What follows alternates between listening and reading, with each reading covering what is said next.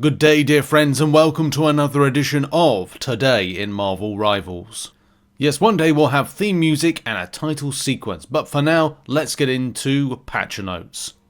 There's a few things under general which are sort of important and interesting, others not so much. When playing highlights and recordings, crosshair deviation would be significant and there was a possibility for lag. This issue has been resolved. Great. Changing where highlights were saved would cause the game to crash. This issue has been resolved. Players joining a quick match as a replacement may not be able to see heroes equipped costumes.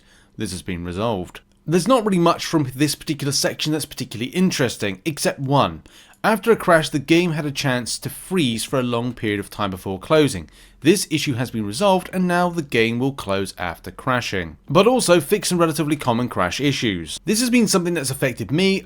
Definitely here somebody says we need to fix the disconnect error a small population of players are getting. I played the alpha beta of issues, now I'm plagued with disconnects every 2 to 3 games and hit with DQ penalties. That is a huge thing.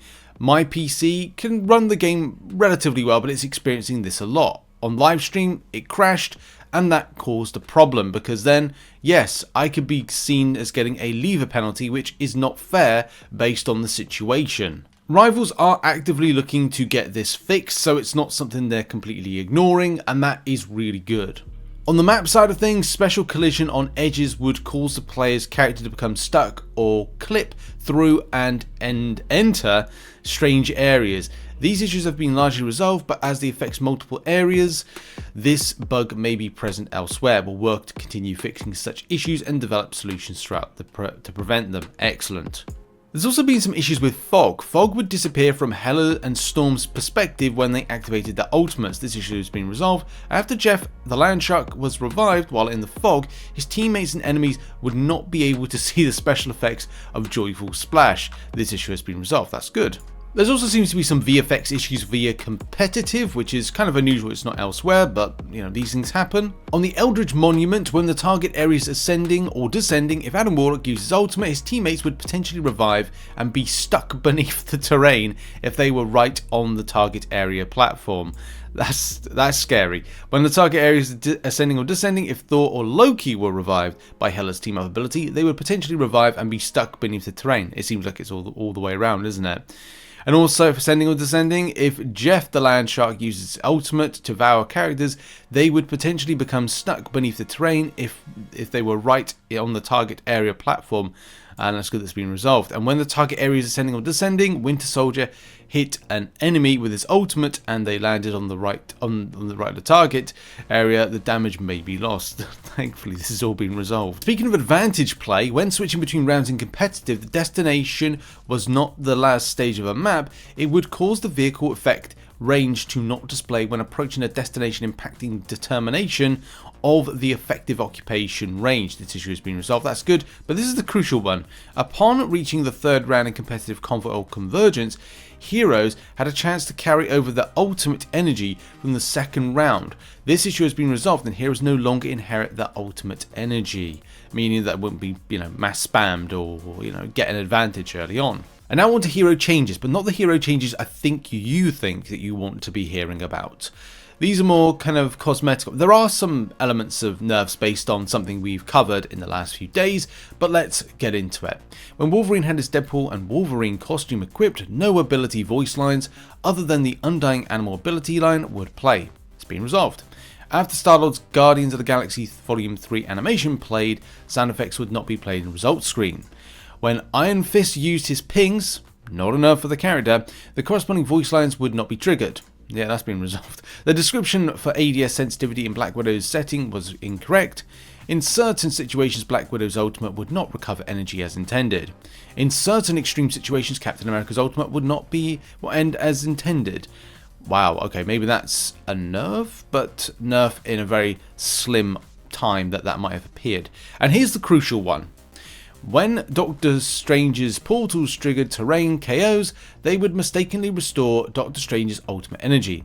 For now, we have disabled the portal's terrain KO attribution to temporarily fix this issue, i.e. terrain KOs will not count towards Doctor Strange's own KOs. Rest assured this bug will be resolved in a future update at which point we'll restore the portal's KO attribution. If you remember Caboose's video from yesterday, which I'll put a link to in the description, I think this is what this is exactly referring to, especially charging up the ultimate, which you can see in the bottom right hand corner. We're up to 99% and go straight to ultimate right off the bat. The developer also released in conjunction a Dev Talk 08 maintaining Marvel Rivals, just giving an indication of what would be what.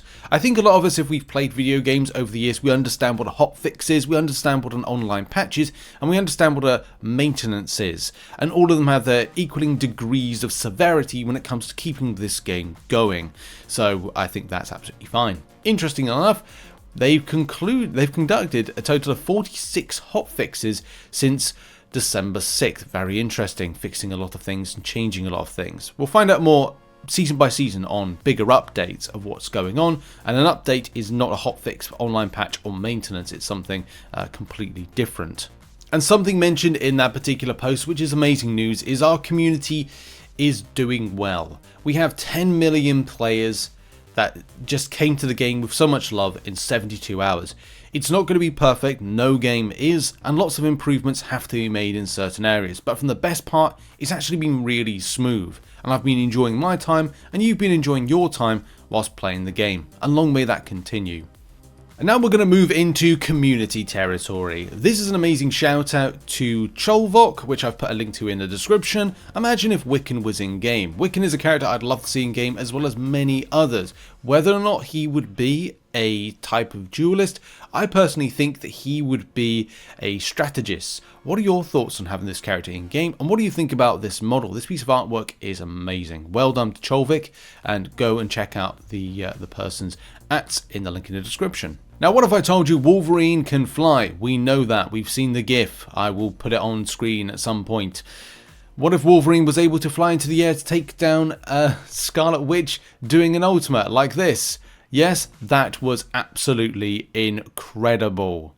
But what if I told you I had the other angle of this? Yes, the player here playing Lunar Snow caught it from a different angle, where as soon as Scarlet Witch was like, I'm going to do my ultimate, there's a Wolverine flying out of nowhere.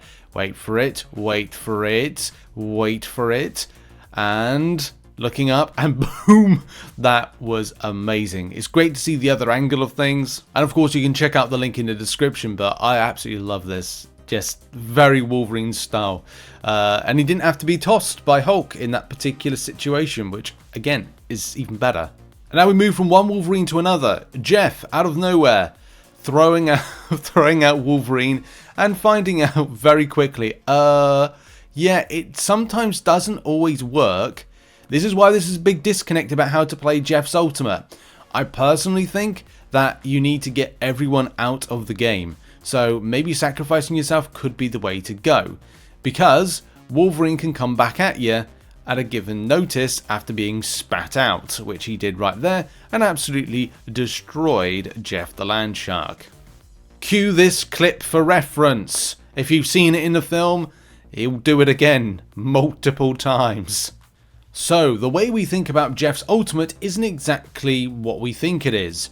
It's a cylinder, not a circle. You can see at that particular moment that Rocket was airborne, number one, and number two had, or potentially was away from the danger area. So it's not a circle, but it is a cylinder. So you can see right there, away, potentially away. It looked to me that he just got away at that particular time, but was just missed out. Or there could be some sort of like slight height to it, because I don't know if it extends right to the sky, because then it would be that you'd be able to take down Storm and other characters that were up high. It could be the case that it is shaped like a cylinder, a very to the sky type cylinder. But what are your thoughts on Jeff's ultimate and the proper application of it for different scenario situations and taking down air units and those that kind of hover a little bit? And just a little ending note from me to say thank you very much. We hit over 3,000 subscribers, which is very much appreciated, and you'll see the type of content that I want to put out more next month. I did say at the weekend I'd be producing the kind of content I want to make, which I did. I put out 3 guides, one of how to get Twitch drops, one about the free units, one about obviously the units in general and farming them, and of course a really cool gameplay video. That's the type of content I want to make, as well as this weekly series of Monday to Friday, Today in Marvel Rivals. Hope you enjoyed it, and I hope you're looking forward to the future, because I am, whether it's in-game or what you can see and expect from this channel. Have a lovely day, and goodbye.